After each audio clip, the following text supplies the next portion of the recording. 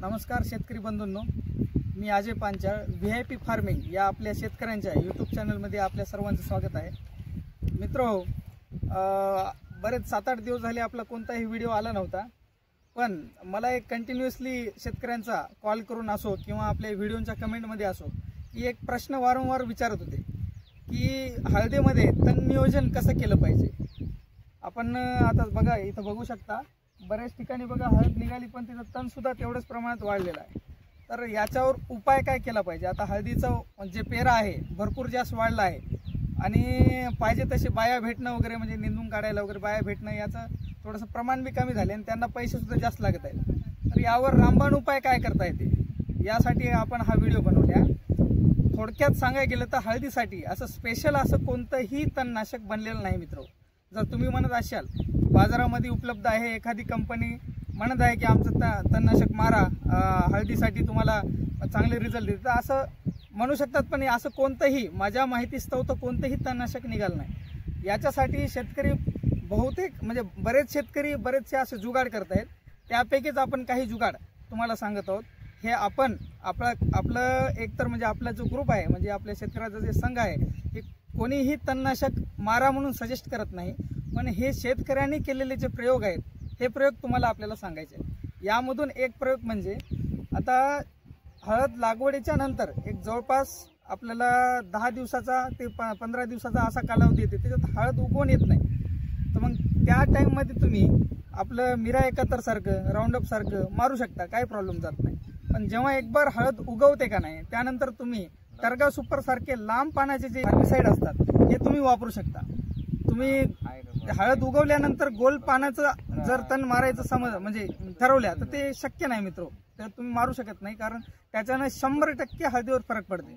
आणि काही शेतकरी काय करत आहेत की हळदीवरून फवारत आहेत तणनाशक. मित्र हो, तुम्ही तसं न करता एक आपल्याला चार्जिंगच्या म्हणजे आपल्या पिचकारीला आपल्या फवारणीच्या पिचकारीला एक टाकण्यासाठी नोजल बूच म्हणता येते, काही ठिकाणी ते हुड सुद्धा म्हणाल, ते भेटायलंय, ते सुद्धा दाखवतो तुम्हाला. तर हे अशा टाईपचं हुड भेटते. तर हे लावून तुम्ही फवारणी फक्त ह्या 2 बेडच्या मधामध्ये करायचं. आता हे 2 बेड आहेत समजा, तर या बेडच्या मधात अशी फवारणी करायची अशी, आणि पानावर पडू न देता ही फवारणी करायची आहे. जर समजा शेतकरी म्हणजे जास्त हळद वाढल्यानंतर फवारणी करायची आहे, तण नियोजन करायचं, तर फक्त लांब पानाचंच तण तुम्ही आवरू शकता, गोल पानाचं आवरता येत नाही. त्यासाठी तुम्ही निंदून घेऊ शकता. बाकी बरेचसे आपले उपाय आहेत, तर ते करू शकता तुम्ही. आणि थोडक्यात सांगायला गेलं तर काय की तणनाशक जर मारलं आपण, असं 101% असं आहे की त्यात म्हणजे आपल्या हळदीच्या उत्पादनावर फरक पडते म्हणजे पडते. शेतकरी काय ऐकत नाहीत, शेतकऱ्यांचे वेगवेगळे प्रयोग चालत राहतात.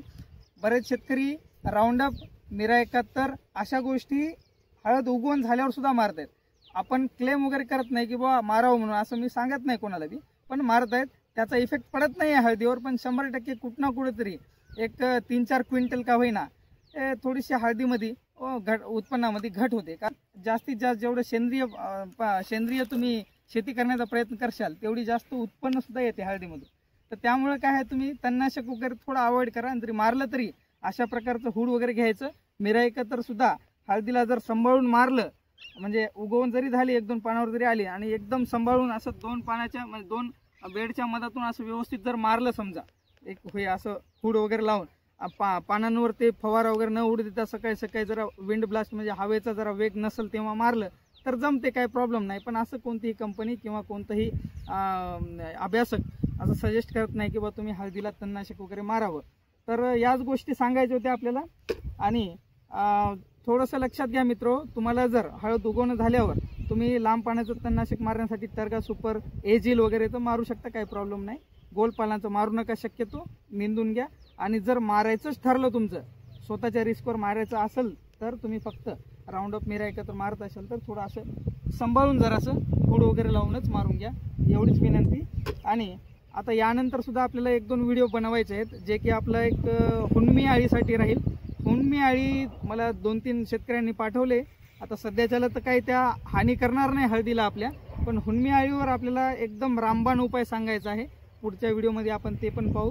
आणि आपल्याला काय खत टाकून, पहिला मी बेसल डोस सांगितला होता, ते खत टाकून जवळपास आता एक 25 ते 30 दिवस म्हणजे 1 महिना होत आलाय. तर त्यावर आपल्याला अजून एक गोष्ट म्हणजे जेणेकरून ते जे आपण खत टाकलेलं आहे ते काही जमिनीत काही उरला सुरला असेल तर त्याला खाण्यासाठी काय करता येईल यावर सुद्धा एक आपल्याला उपाय सांगायचा आहे. तर याबद्दल नक्कीच तुम्हाला 1-2 व्हिडिओ भेटतील समोर जाऊन.